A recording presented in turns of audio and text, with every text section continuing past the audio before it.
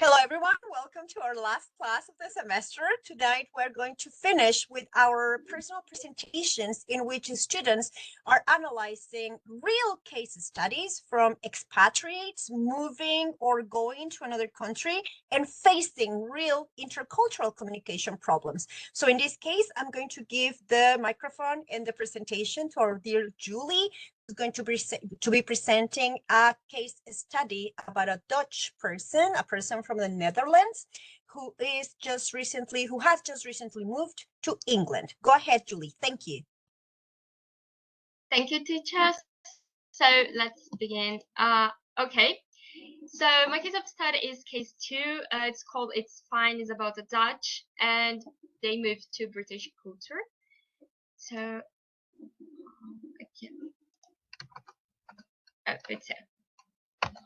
sorry. So first, let's understand the case. So a Dutch national recently moved to UK and prepare a presentation for the manager. And during the presentation, the feedback was like, it's fine from the manager. But after this, they received a report and it was not fine. It wasn't fine. Something was missing and the manager was not pleased. So first, let's understand the difference between UK and Netherlands. It's not that different. Follow the Hofstede confirmation. They are both individualist, masculinity, and long-term orientation. But in my opinion, what was the problem? The problem was the self-awareness. They don't consider the difference between their own culture and that position. The cultural localization, they just present all these reports, the presentation in their perspective. The assumption, they did an assumption about it's fine, so in my country it's fine. And for me, the most problematic here was the communication.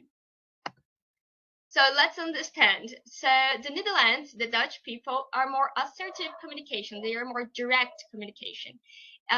In different way, the UK are more indirect communication. So they don't speak directly. So you have to read between the lines. You have to understand more about the body language and all this. How can I say? The environment. They read the environment. So I put here some possible solutions about this case. First of all, cultural awareness. Just did a research about this, just did a few questions about how they can behave in this situation. Again, understand the culture, like did a research, know better where they going to move to, like is the UK. In this last two, it's my opinion. I think they could just do a socialize, like go through this management, the employees, and understand better the behavior, how they work, and of course, for me, open communication. Just to talk with manager, if they understand before, like it's not fine, they could just see the body language and how read the situation. They could just ask, oh, it's fine, so it's not that fine. How can I manage to achieve what I want? Just open communication with the manager. And that's pretty much what I prefer. Very good. Wonderful. Could you share, Julie, what could be your final conclusions? I know this is just a very simple case, of course, and I know there are many factors probably that are involved here, which we're not given really in the case study. But what would you share going back to all the material we covered, maybe academic period 1, 2, and 3? Which ones would be your final thoughts or conclusions for you as an expert in intercultural global communication? Well, for me, it was just missing about a research. Just if they did a research before, just talking about the country, like I don't know, tell a tangent about other people there. Just a few questions, just a few steps. They could understand better how to manage in this new situation, this new country. Very good. I'm not going to add anything else because I know Valeria and Paulina are also presenting the same case. So until you present, guys, I'm going to give general suggestions for all the cases. Okay. Very good. Thank you so much, dear Julie. Thank you. Everybody gave you already little hearts and clappings and everything. Very good. So Aranza, I'm going to go with Aranza, case 1. Thank you. And then after Aranza, we're going to go to Paulina, case 2. And then we're going to go to, do I have Yana? We're going to go to Yana, case study number 3. Okay. Very good. Thank you. So I'm going to make you a presenter now, Aranza. Teacher, I'm still at UNLA because we had a Christmas event, so I cannot turn my camera on, but I do have my presentation with me. Okay, just do your presentation. Very good. Thank you. Okay. Okay, Alec, that's all right. Very good. Thank you. I will just leave you until the end, Alec. That's okay with you? Yep. Very good. Thank you. Can you see my screen? Now we can see it. It says case study, last presentation. Sit where you like. Am I correct? Yes. Very good. Go for it. Well, hi guys. My case study was Sit Where You Like.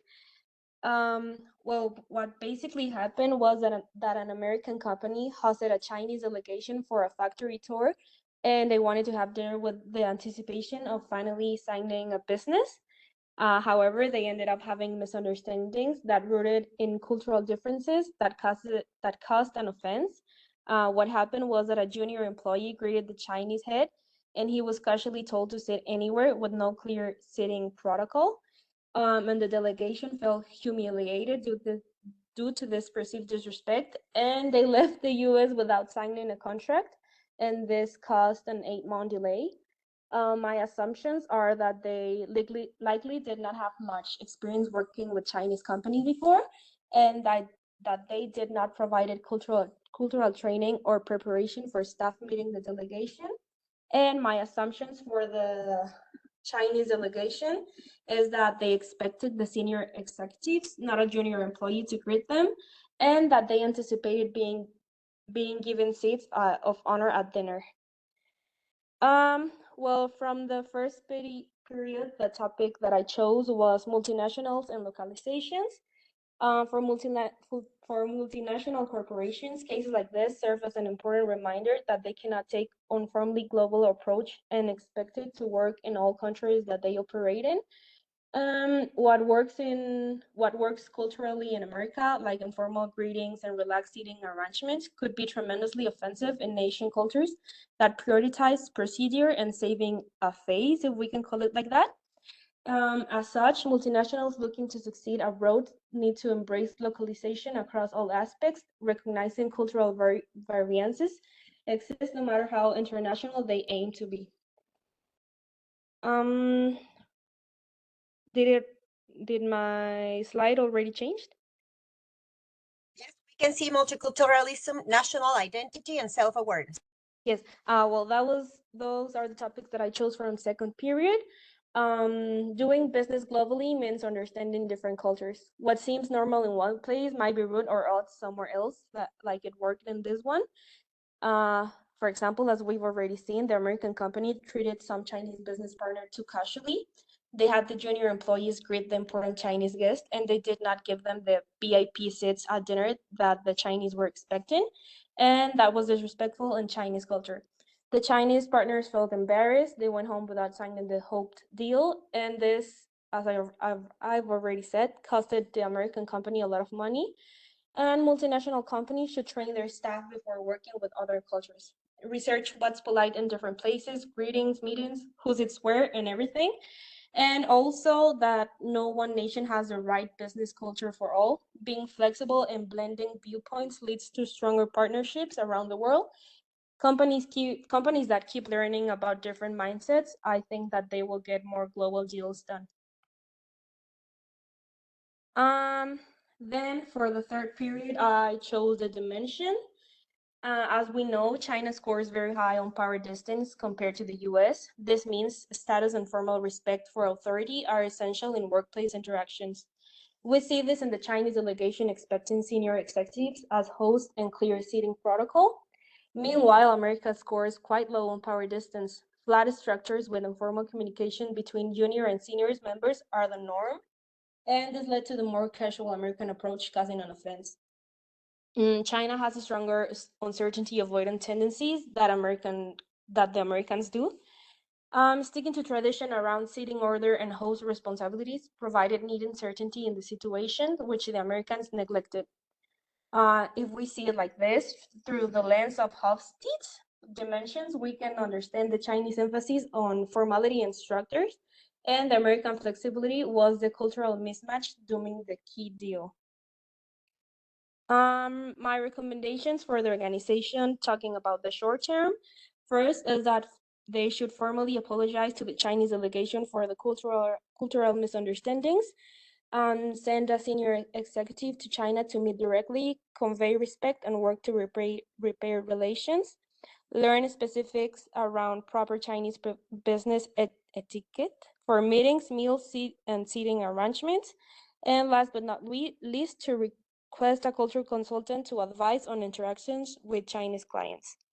And my recommendations for the organization in long term are to create protocols for researching the cultural norms of clients prior to major meetings and events, and establish an international business relations department to provide guidance to staff on working effectively across cultures, hire a full-time intercultural coach to advise on international partnerships, contracts, and expansion, and to build a goodwill by demonstrating understanding and adapting policies to show respect to the Chinese culture. As my conclusion, I think that all of this could have been avoided if they just had a little more open mind from both sides. I think it's not that hard to investigate from the other culture, especially if you're interested in giving a great first impression, and more if you want to make a deal. And as a conclusion of this class, it was my first ever class shared with students from different countries. And since day one, I was really excited to get to know everyone, although I entered a week late. And I want to thank Teacher Ada for being that enthusiastic. I think if it wasn't for her, we wouldn't be that much into the class. But you've made every single one of the classes interesting. And also adding that it's an experience that leaves a lot of knowledge because we share all of our own views and experiences. And I think by internalizing these lessons, I believe that a promised generation stands ready to get intercultural communication right. And last but not least, I want to thank you guys for being that nice with me and for sharing your knowledge every time. Hey, let's give Aranza big hands and hearts and everything. Very good. Thank you. Thank you so much. Thank you for your comments. And I tried, not every class, guys. In some classes were very dull. And I understand that when we have to cover a lot of theory. But I really appreciate your kind words. Again, I'm not going to mention anything about the cases yet until the end. But I don't want to be too repetitive. So thank you very much, Aranza. Now we're going to go to Paulina. I'm going to make you a presenter. And then after Paulina, I believe we're going to Yana. Paulina is going to present case study. Thank you. Paulina is going to present case study 2. Yana, you're going to present your perspective on case study number 3. Okay, it doesn't matter, again, if we're talking about same cases, because what we want to see is also different perspectives, right? And different opinions. And I'm sure most of you are also connecting to maybe different theories, right? So that's what we want to learn. So after Paulina, we're going to have Yana with case 3. And then we're going to go back to Julia with case 1. Okay, very good. Thank you. My screen? Yes, we can see it and we can hear you. Okay, so I'm gonna present you also the case study number 2, that is called It's Fine, the Dutch and versus the British culture. So as an introduction, well, the Dutch national who has recently moved to the UK, the main problem here was that the meaning of the phrase "it's fine," because in the UK the meaning of this phrase is different than in Netherlands, because in the UK this means that it's not good enough, so you have to like keep working, and in Netherlands it's fine, like just that. And here the communication challenges that exist for this race, and also the difference about the communication style that the Dutch person didn't realize about this. And also one of the points that I think that is important that the case mentioned is that you need to listen to much more than the words in the UK. And I didn't know that, so I think that is interesting to be aware of this. And one of the topics that I relate with this case was the culture's values, because I think that it's important to find a way to try to adapt the communications to avoid the misunderstandings, all the misunderstandings. And I think also this was a big mistake from the Dutch person. And also he had to identify the communication styles to be able to work effectively with their new co-workers. And also I put the Hofstede insights because I think that it's important to know more about a culture, probably to research more information to be able to know more the difference that exists between my own culture and the other culture. And the other one is the cultural intelligence, because I think it's important to understand, just not be open-minded to try to understand the other person, and also adapt the message to make sure that everyone is able to understand what you're saying, and just not like keep it in the way that you used to do it with your own culture in your country. Just try to adapt it and get curious. I think it's important to know more and research information, to just not like be to know more about that culture. And I put also practice, because I think it's important. For example, if you are going to work with a company from another country, you have to, for example, know more that language. And also I think it's important to go out with people from that country to be able to recognize all that types of communications on that, and also communicate effectively. Well, try to do it. Just and the last one is knowledge, because I think, how I said, it's important to research more information, but without judging. Just keep open mind and try to learn, and also be aware of the context of communication. If that culture is high or low context, I think this was one of the big problems here, because he didn't realize how was the type of communication they had in that country. And also I think that you have to be prepared to be in an intercultural environment, be open to learn, and just keep learning. I add this Hofstede insights that I think that are most relevant here to these two dimensions: the individualism and power distance, because I think if the Dutch person had this more present, he can do it better, could do it better. And yeah, in that, thank you.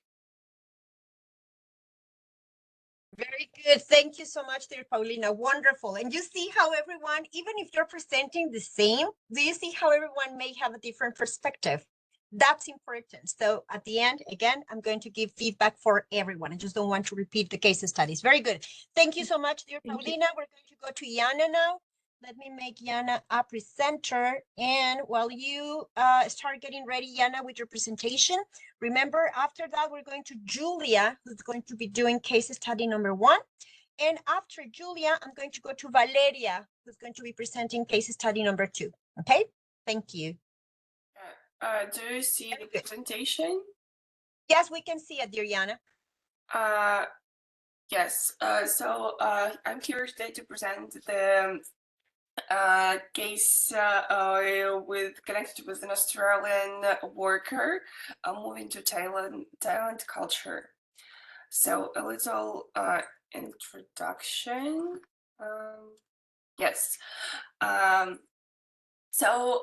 This is Peter. He was born and raised in Australia, and recently he's got a new position and came to Thailand for work.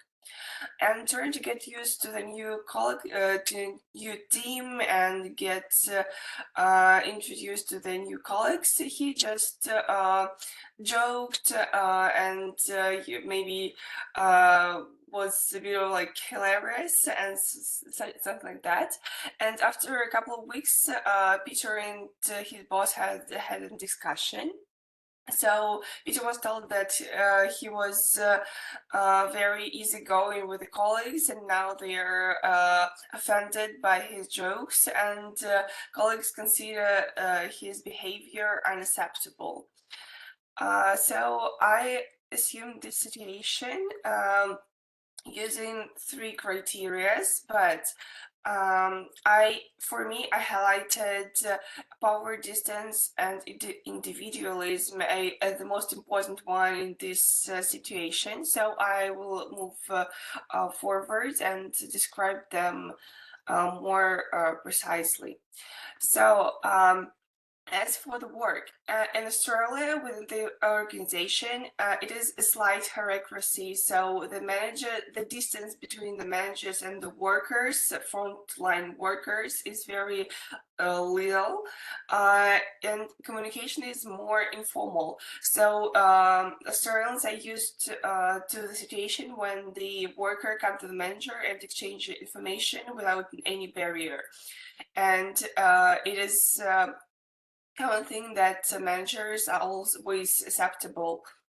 But in Thailand, there is a strict chain of command and protocol in the organizations. There are ranks that have their own privileges, and attitude to managers is more formal. They're like a boss that is not to joke with or just have a coffee break like during the day. As for the interpersonal communication, Australia is more individualistic, so people care only after themselves. In the same time, in work, they're more initiative because they assume that they can gain more for themselves if they will be initiative and give ideas and be more enthusiastic and something like that. In the same time, in Thailand, people are more collectivistic. They have this feeling of the group, that they are together.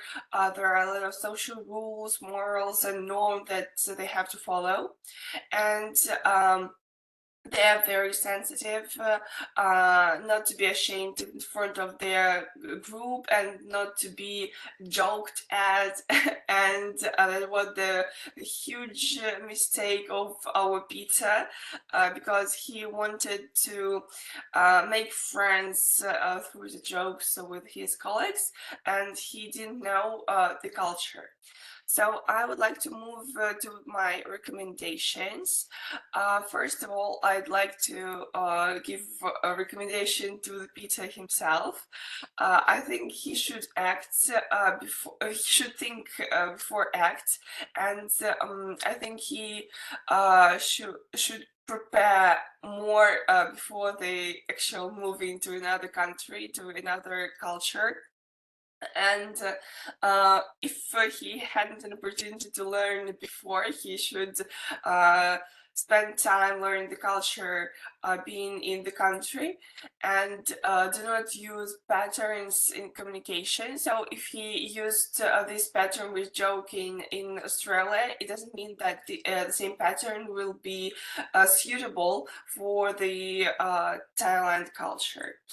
So also I highlight that like do not stereotype, be more flexible, and reflect on what people learn. But I think that for the first period, when Peter came to a new job, he must observe and listen more and look the colleagues' behavior and less act and speak. So to be an observer in the situation. And as for the Peter's manager and for the management team of the company, I think they should understand the differences in culture, and they should be ready for that, and to somehow to support new workers. I think they should hold introduction meetings for the newcomers, and to explain the, for example, cultural values of the country, cultural values of the company itself. Maybe there are some special traditions, or how to communicate and connect information to the managers, for example. And I also advise set up adaptation period program also to support this because newcomers already have challenges like changing new work, and like intercultural communication even makes it worse. And managers should think global and not to be judging, and after several weeks of working, to have a conversation with the workers that is not like very aware of what is going on, and they should apply practices of the global communication, such as to be more open, to be more flexible, and understanding and not judging. So this is the like slight highlights of my analysis. So if there are any questions, I'm ready to answer them. Was wonderful. And just like I said at the beginning, I'm so happy that everyone is sharing a different perspective. I love that, because putting together, you know, the three of you, which we're going to do at the end, it's going to be amazing, right? Very good, Yana. Thank you. We're very, very proud of you. Wonderful. And again, I'm going to keep my thoughts and my feedback till the end. All right. Thank you. So now we're going to Julia. I'm going to make your presenter do Julia. You're going to present case study number 1. And after Julia gets ready, we're going to Valeria with case study number 2. And we're going to then go to Sahad, who's going to present case study number 3. Okay, thank you, everyone. So Julia, let me know if you already have access to being a presenter. And very good. Again, I'm going to repeat. I'm going to Julia, then I'm going to Valeria with case study 2, then I'm going to case study 3 with Sahad. And after Sahad, I'm going to present Livia's video, who's doing also case study number 1. Okay, whenever you're ready, Julia, we believe we are able to see your presentation. Thank you. Hello, you can hear me? Yes, very well. Just Okay. speak close to your microphone. Very good. You're doing great. Okay. My case study is number 1. Its name is Sit Where You Like, Chinese versus American Culture. An American company invites a potential Chinese buyer to a business meeting. However, at the reception, there is a cultural conflict that causes a great delay in closing the purchase. So, upon entering the restaurant, the head of Chinese delegation is greeted by a junior member US team. When asking where to sit, the junior member tells, "Sit where you want." So what happened there? In Chinese culture, hierarchy is important, whereas in American culture is more about equality, and displays of hierarchy aren't culturally comfortable. So when Chinese received for young men US, they offended and said, "Sit where you want." It's broke hierarchy. expected for Chinese. Okay, so linking our classes, I tell about culture context and organization. The first is power distance. This dimension comes from the perspective of leaders who hold power and followers. What we can notice is strongly present in Chinese culture based on expectation of the head of the Chinese delegation. The second is long and short-term orientation. Understanding the temporary orientation of culture would help U.S. team with Chinese negotiation, understanding the incentives and motivations of people and organizations. The third and the last is high and low context cultures. And a low context is explicit communication and focus on problem. As in the US, as in the US, is contrasted to high context cultures. Communication is implicit, values interpersonal relationships, and depends a lot on the context communicate. As a China. So, how the conflict could have been avoided for the both countries, both cultures, is context study and context study of culture. So thank you, and I wanna tell last phrase. If you are open to learn more about different cultures, we need to deal with our own values and prejudice. I love that. Can you read it again? This is amazing. We should all take a screenshot of this. This is amazing. Can you read that last one again? Sure. If we are open to learning more about different cultures, we need to deal with our own values and prejudice.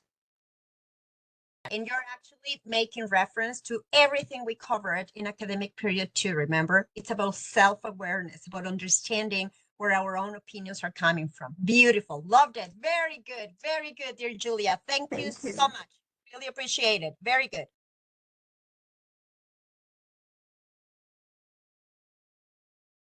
To make Valeria presenter now. And while Valeria is getting ready, after Valeria, then we're going to Sahad, who's presenting case study 3, and then I'm going to ALEK before I present Livia's video.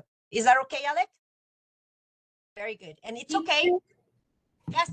I'm gonna share screen for Vale because she's having internet problems, so I'm gonna be sharing. So wait, I'm making Aranza then presenter. Yes. Okay. Give me a minute.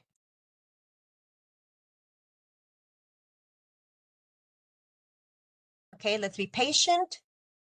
Thank you, Valeria. By the way, how's your arm doing? Are you feeling a little bit better? Just a little, but it's still hurting.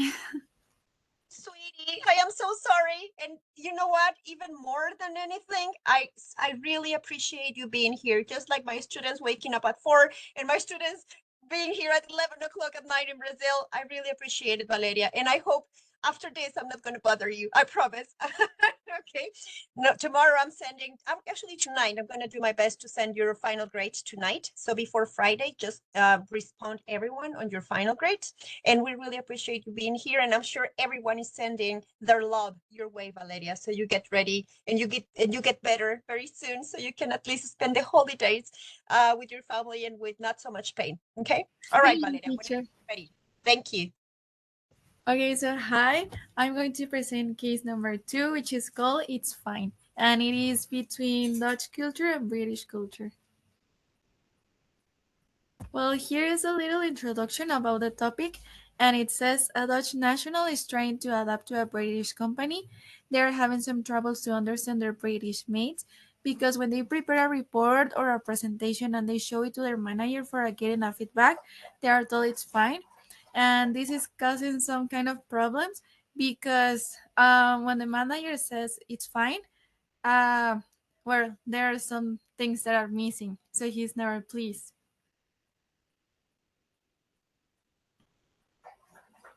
Okay, well, as we all know, when we're trying to communicate with people from abroad, there are many troubles in there, talking about communication, because first of all, the language, and second, because the way we receive and the way we send information, and it depends a lot in the context where we have grew up.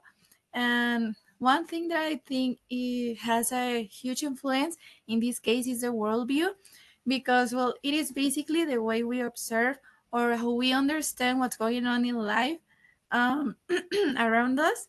And this is divided into things: past experience and knowledge, and present experience and situations. And relating past experience and knowledge, I put it here that, for example, for Dutch people, they're very used to be open and honest, when they're trying to give an opinion to others. But on the other hand, British are not that open, and sometimes they tend to say things, meaning other different things. And also, British need to listen much more than just words. And I can explain this, like, for example, when someone is talking about a topic and this person just keeps talking and talking and talking, but they're, they are not saying anything at all. So that's why British like to listen more than just words. And talking about present experiences and situations, well, as I said before, Dutch people are more like communicating by direct communication. So for them, when you say, oh, it's fine, it means it's fine and everything is in order. But for British people, when you say fine, you can say that they mean that it's not good enough and you can do it better. So this is one of the troubles here in this case, that they both have different ways of communicating things.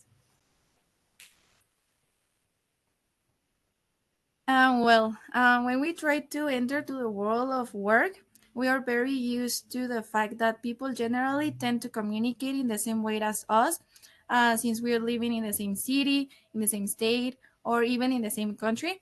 But this can change when we work abroad, because we are relating with people from different nationalities and different contexts. So here, this is where the barriers of intercultural communication are raised. And well, here the biggest barrier I found was assuming similarities instead of differences. And we could notice it in the way in which both colleagues did not understand what they were trying to say when they were trying to get a feedback. And well, here I put a little reflection. And well, when we try to do business or work abroad, it is really important to carry on a complete investigation about the culture and about the way how people communicate in this place. This in order to expand our global mindset and be able to have an assertive communication between colleagues, and also being flexible and open-minded, because have the ability to adapt in different places and situations could be a really good help for us. And even in this case, because as much as we know about different cultures, about this place where we're going to work, it will be helpful for us to succeed in this business, or also in relationships with colleagues or friends.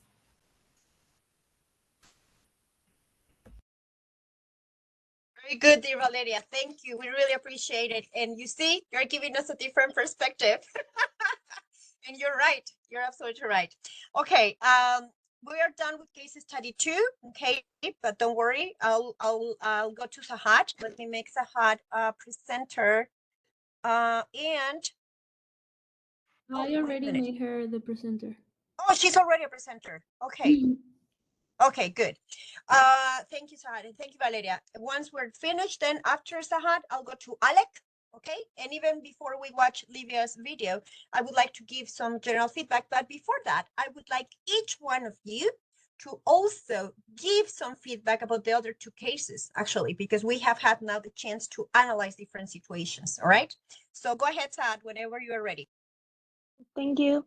So my case is number 3, I think, and it's the one that talk about Australian and Thai culture. And first, I'm going to give you some context.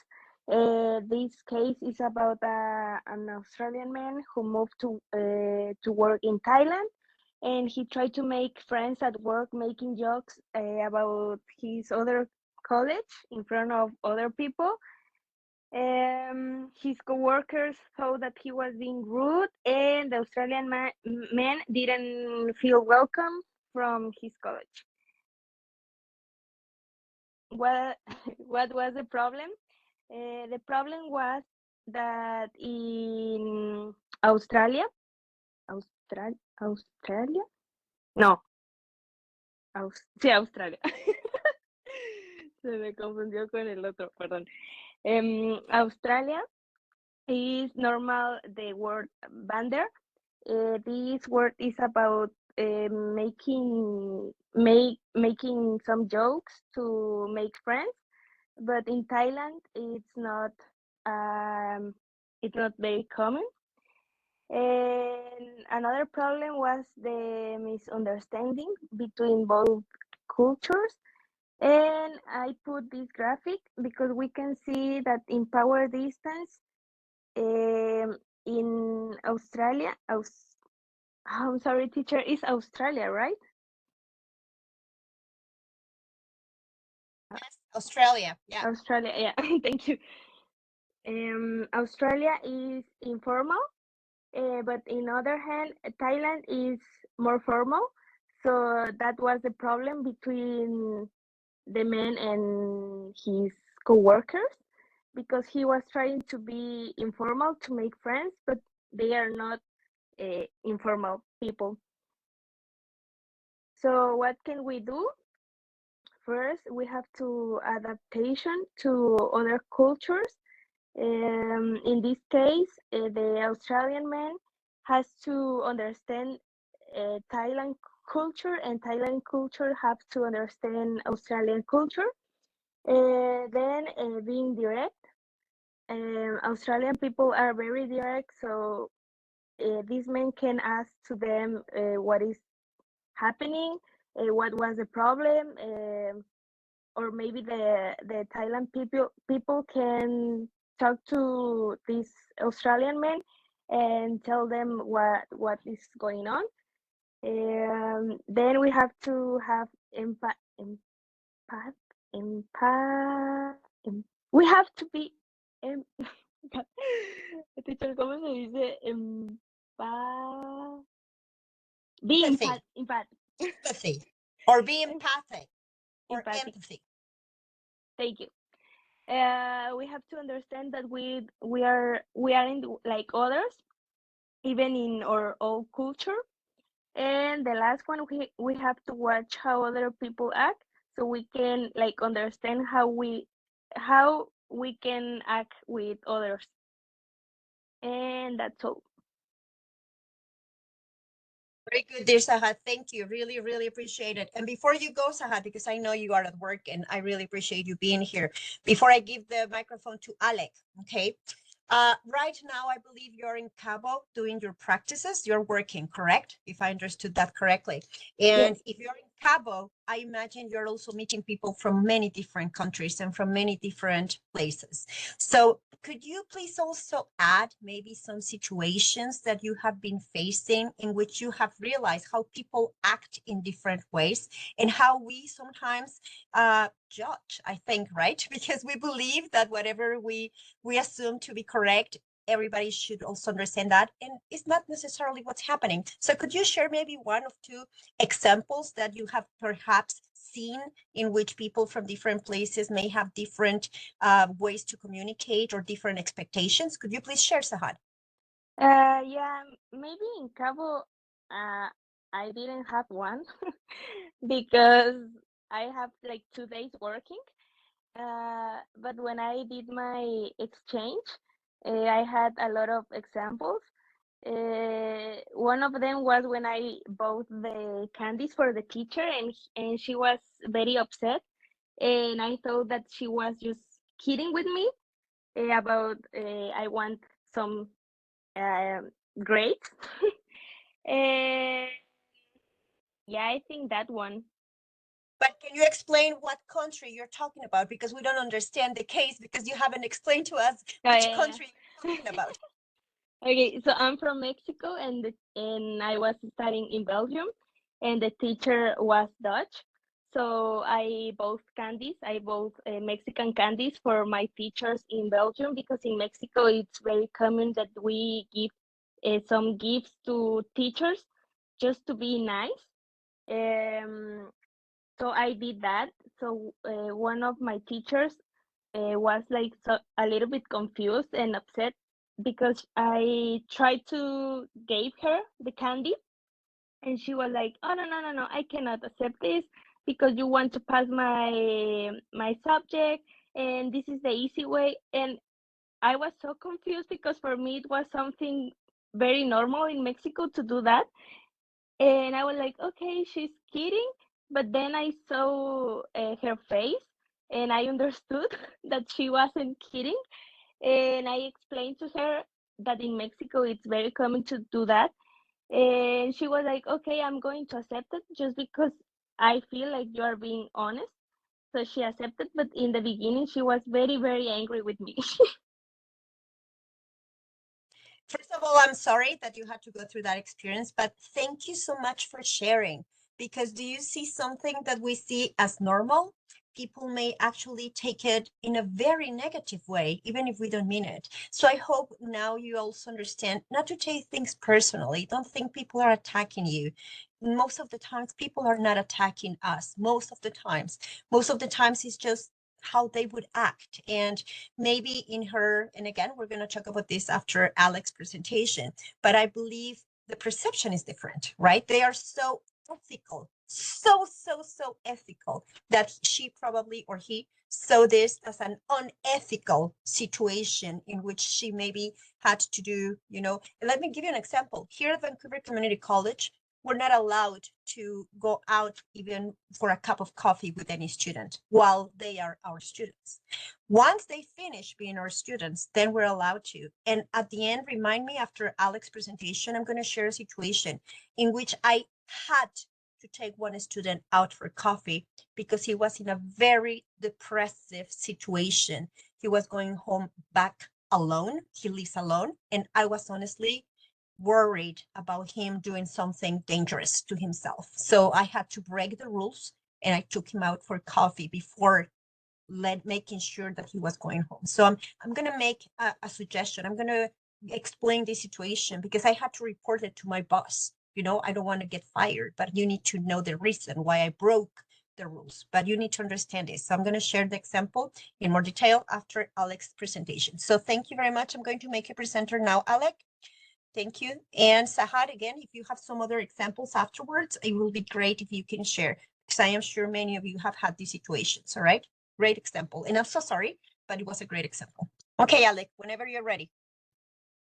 So I think that now I can make a conclusion about all three cases because I made a lot of notes because it was really interesting. So first of all, it's really cool for me and I think for all us that we all understand that when we are going to have negotiations with some country, when we are going to cooperate with people from another country, first of all, we need to make a complex study of this country. We need to have a lot of knowledge about this country, not only about culture, about society too, because, for example, about second case, we need to know a lot of things about how to drive car in England, about how to sit in a taxi, for example, very simple things that we need to know, and it can help us to live in that society. So it was really interesting to me because it came an interesting idea to me. United States of America, it is a country when employer has a really good opportunity. we can ask to expats, or we can ask to people from another culture in a process of communication a lot of things about another culture. For example, American employer can ask a lot of things from his Chinese colleagues, how Chinese people live, what is the problem of their culture, what they have, and only after this, I think he can have a image of this culture, something like this.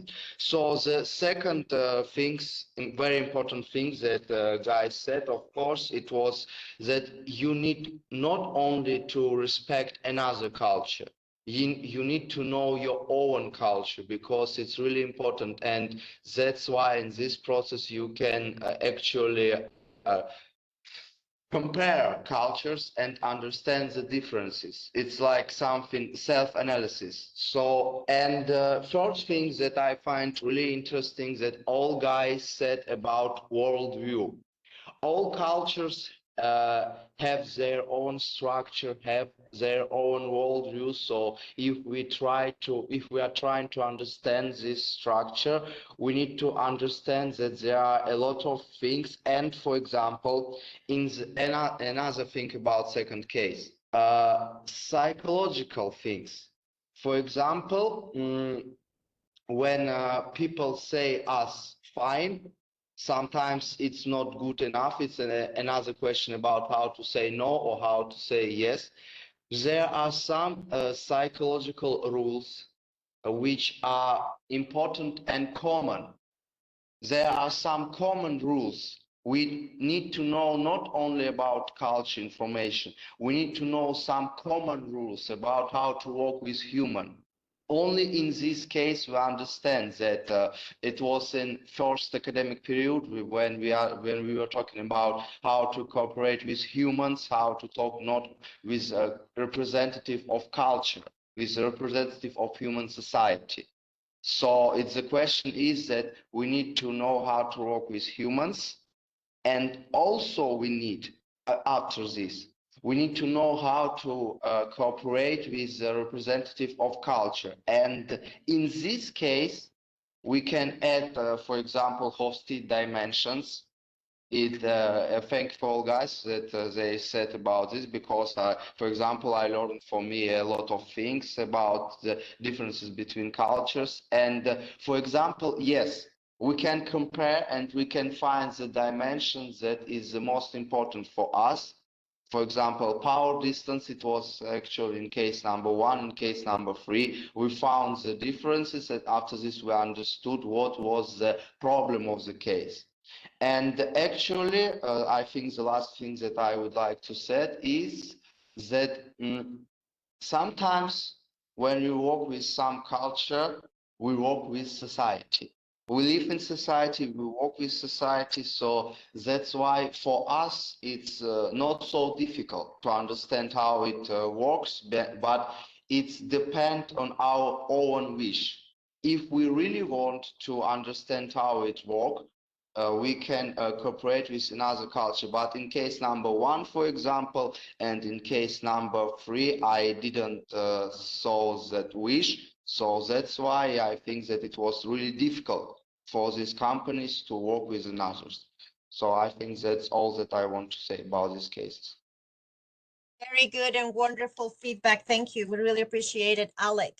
Now, I would like to give general feedback to everyone, just in case. And also, if you want to add anything, please feel free, because this is the last 20 minutes we're going to be together. I know. And then I'm going to say in Spanish something that I'm going to translate then.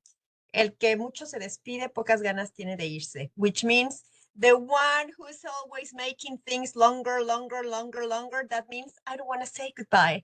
That's why I'm going to keep, I know, but I have to say goodbye, because we shouldn't be sad. This has been a wonderful experience, and this is just the beginning, guys. Don't see this as an ending.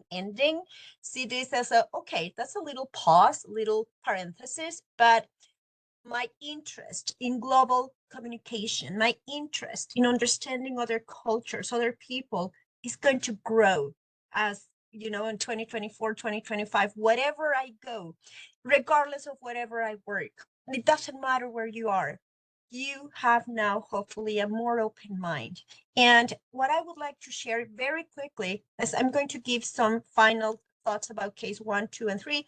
However, if you also want to add something when I finish with case 1, case 2, or case 3, please feel free. I'm going to begin actually with case 3. I'm going to go the other way around, okay? I'm going to go with the Australian situation, in this case, trying to use a lot of jokes in the Thailand business situation. As you said it, Alec, it has to do a lot with hierarchy and with how close we are to the high levels of our organizations or how far away we are, right? And I believe it is very important in this case, not only to, I think, not to assume that because for me this is normal, they should adapt to me. And I remember when Jennifer came as a guest, I had actually many questions, and you had many questions, like how come some Americans, are not that open? And she actually explained it to us. She helped us understand that not everyone has had the values, the awareness, the whole experience when they grew up about being open. And I'm thinking in this case about the Australian going to Thailand. I believe he assumed that because this is the way I do things in my country, this is gonna be the only way. And I believe that's why sometimes, and I'm not speaking only about Americans or Australians, there are many cultures in which people assume that because this is normal for me, this should be normal for everyone. So what I liked about many of your presentation, guys, is that you said, I think it was Julie or it was Yana who said, listen first before you observe, watch how people interact, observe. You also said it a little bit, Alec, and I think somebody else did. Hang out a little bit, socialize a little bit before you actually get into the business meeting. Of course, we need to research, but there's something I also need to emphasize and make sure you're making this note. Stereotyping is one thing, and cultural generalizations, that's another thing. Usually stereotyping may have a negative connotation, whereas a cultural generalization is trying for us to understand general characteristics, which allow usually for individualism or individualist single characteristics of a personality and traits, which is okay. But this generalization should be able to help us. So in this case about the Australian with the going to Thailand, is there anything else that anyone else like to add? These were the presentations done by Juan, by Yana, and Sahad. Yes, Alec, go ahead. I just remember that I need to say that first case and third case, it's really equal, because sometimes I thought that if we are talking about different cultures, for example, the cultures can be from one era. For example, China and Thailand, they are from the same era, they are same law, and if we want to compare in 4th dimensions China and Thailand, I think that we can say some equal things, and it's about Dutch and England too. We can see some similar things. So that's why if we cultures are from the same area, I think it's quite simple for us to understand some differences. But you know what? Let me tell you what makes it harder. Today I was talking to some friends from Korea, okay? And I was sitting down with some colleagues from Korea. And today, for example, I learned, listen to this. You know how important the Day of the Dead is for us, not in all Mexico, but at least in Morelia. In Morelia is, I think, one of the most important holidays in Morelia.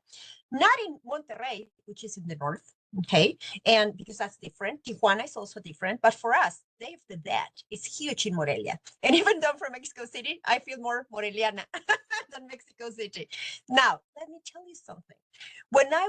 Today I was talking to my financial advisor at the bank, and he's from Korea. And I shared my altar for the Day of the Dead. They do the same in Korea. I just learned today, and I felt so embarrassed because I assumed this was just Mexican. I know. He showed me pictures of the altar they created for his grandfather. I wanted to cry because he said, look, We also do the same in Korea. We also put this altar.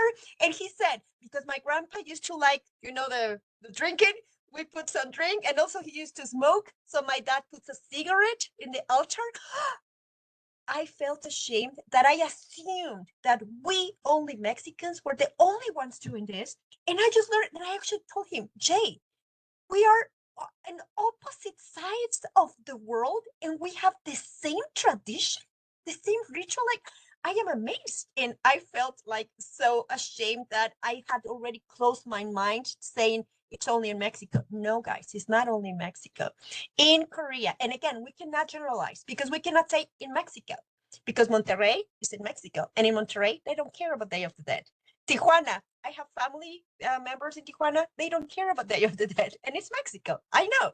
The same in Korea. He told me the same. Not all Korea, but most very traditional families in Korea, same tradition. Can you imagine? So, Alec, I'm going to back up what you said, but I'm going to add, however, we may not assume that because Thailand, China, we may not assume they may have some differences. And this is something that I believe we have all learned. The more people from different worlds you meet, the better. That's why I love living here in Vancouver. I've told you before, my roommate, she's from the Philippines, right? So something that I think it's amazing. For breakfast, they have fried fish, for example, which we say like, what? But also in Mexico, we have birria and barbacoa, which I tell Mr. Jenkins, and he's going like, what? Why are you having those hot beef stews in the morning? In the morning is for cereal, is for oatmeal or for fruit. So do you see how what we see as something common? And it's not bad or better, it's just different. And I just wish today we go in this final class with an open mind. Be open, don't take things personal. Okay, so that was case 3. I'm going to go to case 1 now because it was, as you said, Alec, very similar, kind of similar to case 3. In the case 1 was about the hierarchy. And now remember also Jennifer, when she came as our guest, she also mentioned this, remember? She said that if the CEO in Japan is there, he expects the CEO also, remember? She said that. They expect the same level of hierarchy to be dealing, remember? And also she said in some of the documents they sent, if this is signed by the CEO, also, they have to explain in the US, the CEO needs to sign. And he was like, why do I need to sign this? Just the manager. No, that will be an offense. If you send a document signed by the manager to a CEO in Japan, that will be, and Jennifer explained this to us, remember? So it's very similar. I know it's very similar. So anything else that you would like to add to case number 1, guys? This is the US situation with the hierarchy and dealing with these Chinese people, and they left, remember? Anything that you would like to add to case 1? Even if you didn't have to present it, don't worry. Anyone, guys? No? Okay, very good. So let me go now let's finish with case study number 2 then, okay? Valeria, Julie, and Paulina. And then again, I need to say something. We tend to stereotype a lot. And I have told you, that's why academic period 2, the self-awareness, and you said it also, many of you said it, you need to be aware first of your own biases, your own values, your own culture. You said it, Alex. I think many of you also said it, okay? First, you need to understand where you're coming from because we tend to assume, Netherlands and UK, Europe, it's the same. And I have also said, guys, even within one country, we have differences. I believe I have shared with you something that I had to learn. I had to actually visit the UK several times now to understand that UK in the south and UK in the north, completely different. It's almost like 2 countries, right? It's like Mexico, Oaxaca, and Chiapas, and those, and Mexico, Sonora, Monterrey. It's almost like 2 different countries. People have different ways to communicate. People have different expectations. Even their level of individualism, collectivism, their level of, it varies, right? So I would like to share about the Dutch situation. Remember that it's fine? Okay. Yes, I would probably suggest make sure when you start talking to a person, more if this has to do with business, or business related, organizational, before you assume, and I think many of you also said it, confirm. This is the last lesson that I want to share with you. Always confirm. This is actually called a communication cycle. The communication cycle is you hear something, you understand something, confirm by repeating. So, Sahad, what you said, if I understood correctly, is that when you were living in, I believe, in Europe, your professor got offended when you offered the candy. Did I understand correctly? So again, this is just a suggestion. Yes. Very good. So you see, when you confirm, this is your chance, to also realize if my bias or my expectations are changing the way I am receiving, in this case, Sahad's message. Okay, so always confirm. Now, I'm going to give you another suggestion, and this also has helped me a lot because, as you know, I talk to people from all around the world all the time, right? Because of Glenn, because of Mr. Jenkins, because of work, all the time. I always start by explaining, first of all, thank you for receiving me, or thank you for having me. And I apologize in advance if any of my comments or suggestions or maybe behaviors offend you in any way. Please feel free to let me know if I'm doing something that is incorrect. I don't mean to offend you, but I apologize because in my culture, many of these things are normal. Okay, so please feel free to let me know if I am. So when I say this, people already understand, like, oh, okay, so she's not going to attack me. She's not going to be offensive. She's not going to go Salma Hayek on me, crazy. So, and just by making sure, like, my intention is to understand you. So if you help me understand you, I'll do my best. You see? And in this sense, let me give you another example. This Friday, I'm going to take pictures and I'm going to share them in my social media. This Friday, we have the Christmas party for all the instructors at Vancouver Community College, at least in the department where I'm working, which is project management. It's going to be an amazing, amazing multicultural opportunity. You know why? Because most people are coming from different parts of the world. Literally, we come from different parts of the world. We have people from Brazil, from Iran. We have people from so many different countries. So this is going to be amazing. But each one of us, we're bringing our own meal, our own food. We're sharing. So I am making, and I'm going to translate this in a minute, tacos dorados. I'm going to make taquitos dorados, which are like fried little tacos, like in a roll. Okay, like in a roll taquitos. Okay, and but because I am aware now where I live, a lot of my colleagues, a lot of the people here, because of their religion, they don't eat meat. So now I understand that. And something that we would never do in Mexico, I found pastor vegetariano, which is vegetarian pastor meat, something like that. So I'm going to make taquitos with vegetarian meat and taquitos, chicken taquitos. Okay. But I would have probably never done that in Mexico. I would have never been that aware of offending people, correct? Even with my frijoles puercos, which is very common in Sinaloa. It's a very common traditional dish in Sinaloa, frijoles puercos. We usually put chorizo, which is pork chorizo. I don't know if you have heard about it. It's like some kind of pork. Okay. I also found vegetarian chorizo because I want to make sure that my dishes, whatever I bring, I'm not being offensive by saying, oh, sorry, I don't care about the fact that you don't eat meat, or you know what I'm saying? So those little details, I would have never thought about those things back in Mexico, you see? So I am very happy that being surrounded by people from so many countries somehow is helping me be more aware. Now, I also have to be prepared because I know a lot of people are willing to share their own dishes. So I need to prepare myself because I don't eat sugar, right? And also Mr. Jenkins. And I already told Mr. Jenkins, we have to try whatever they give us, even if it has sugar. Okay, honey? Yes, we're going to try it because we don't want to offend people. And we know that when people share their food, it could be very offensive, right? But I'm also ready. If somebody throws to the garbage my taquitos, I'm not going to take it personal. In Mexico, I will probably go crying, right? But here I have to understand, it's not personal. So these examples that I share with you guys, of course, I want to keep you awake because it's really late and we want to go. However, I just hope all these examples that I'm sharing with you are also helping you adapt better to the future. Okay, so now I'm going to open the microphones. I know many of you already shared your final thoughts, but I would like to hear one more time your final thoughts, your final ideas. Summarize in a little phrase what you're going home with after we finish this class. I'm going to begin with Sahad. You please start sharing, Sahad, your final thoughts about this class.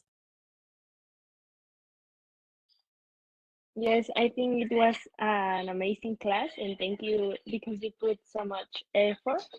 And thank you to others because I think all of us learn from others. And I really like the class because I think like I saw some definitions in other classes, but now I think I know how to apply these definitions in real life.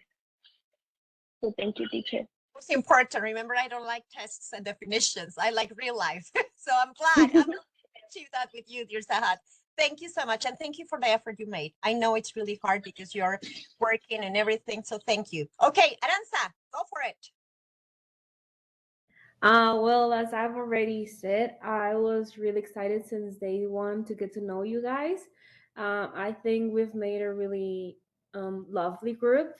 I think we do get along together really nice. And I do want to thank Teacher Ada for being that nice with us, for being that patient with explaining. And yes, it was really nice meeting all of you guys. And teacher, I wanted to tell you that I realized that you were my brother's teacher when he was in high school. Brother. His name is Rodrigo Abraham Ayala Moreno. No. No. Oh my God, I am so proud of him. Please let him. Oh, I love him. Oh, he was always so smart. And you know what I love about your brother? He thinks differently. Yeah. And he's not scared or afraid of showing how differently he thinks. And I love those students, you know, because they actually challenge all of us to think differently. So let him know. Let him know, please, whenever you will. to him. Thank you. Then I think I know your mom. I realized because I saw like you appeared in one of my Facebook friends suggestions, and I saw my mom was your friend, and I was like, Mom, why are you friends with teacher Ada? Is your friend? But you see, I'm not gonna get offended like the candy situation. I know. You see, this is a small world after all. That I'm sending my best. Thank you, thank you, thank you. Okay, Valeria, go for it. Well, I learned a lot in these 3 periods. Well, 2.5. And thank you, teacher, for taking the time to teach us and to be here with always with a smile and make us have a lovely time. And thank you guys for make always the classes beautiful. And thank you for spending time with us here. And I love you all.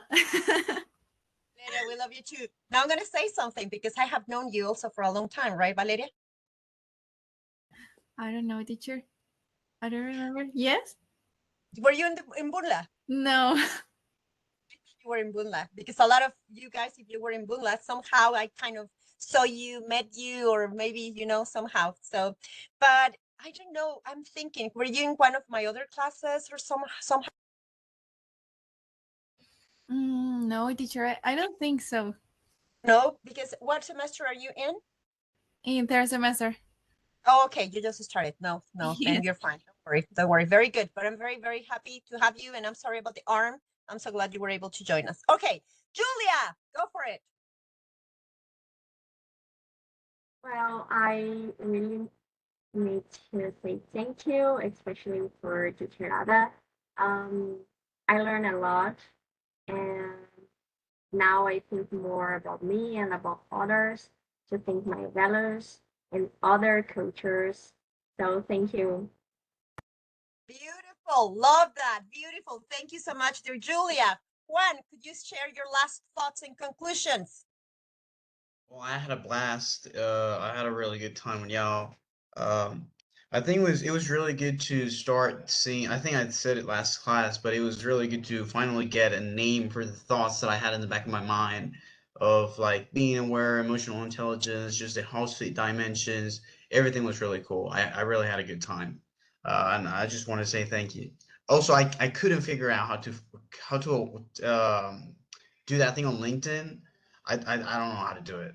Let me see if I can find a way to do it, because I think you have to go to your settings. But if I can find a way to do it, I'll send you a message through LinkedIn, and we can keep in touch, of course, through LinkedIn. Okay, very good. Absolutely, appreciate it. On Instagram. So yeah, now we can follow each other on Instagram. Yay, very good. Thank you so much. Really appreciate it. Anyway, Juan, if you need a letter of recommendation in the future, let me know, and I'll be very happy to send it. Okay, thank you. Alec, go for it. I think first of all, thank you very much. Thank you guys for all you, and thank you teacher very much. I think that you are example of how which person teacher, real teacher need to be. So it was really nice to work with you and to work with all guys. And I think that I found for me after this course a lot of really interesting information. I understood a little how cultures works, and I think that it can be really important for me, this course, for example, like for employee or like for employer. It's really important course for me. So I think that I can use all knowledge that I gained after this course. I can use all this knowledge after it. Dear Alec, and actually, before I give the microphone to Paulina, Sahad, and Yana, I need to ask you for a favor. This goes to all of you, Juan, Julia, Julie, Valeria, Sahad, everyone, Aranza. Please make sure you are patient, because not everybody you're going to be working with has the knowledge and the awareness that you have built during this semester. Why am I saying this? Because unconsciously sometimes we become less patient with people who do not understand and do not have the awareness that we have developed in this semester.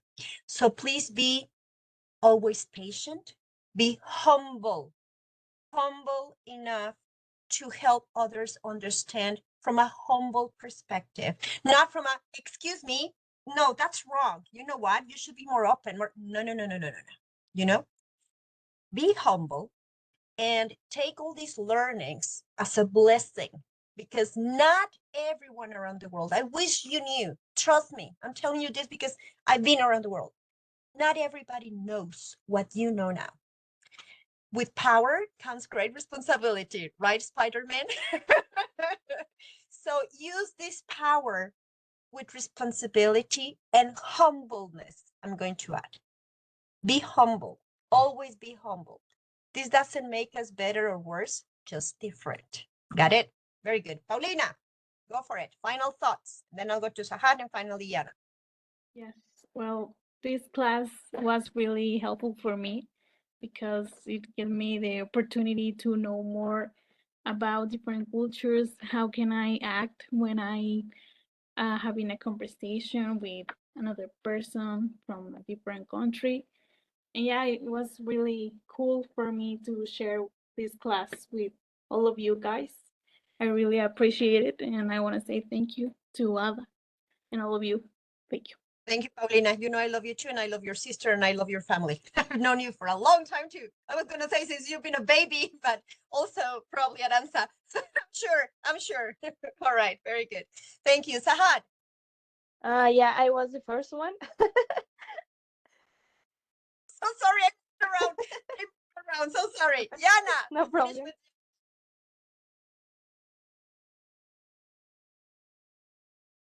Are you there? I don't know if she's there. Maybe she's not there anymore. That's okay. If you're there, I feel like a spiritual, right? Like, are you there? Talk to me. Like I'm talking to a ghost sometimes. I know. No. Anyway, all right, guys. So, well, let's start wrapping up. I really want to thank you. Every class, every group I teach is unique. And from every group of students, I learned so much. Even if I teach the same class over and over, it is never, never, ever the same.